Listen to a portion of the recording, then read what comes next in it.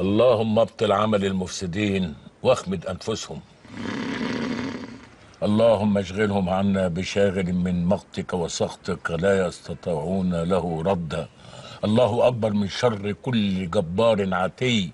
اللهم اني اعوذ بك من كل شيطان عتيد ومن كل عين لامه ونفس لوامه ومن شر الحيات السنانه والافاعي السامه.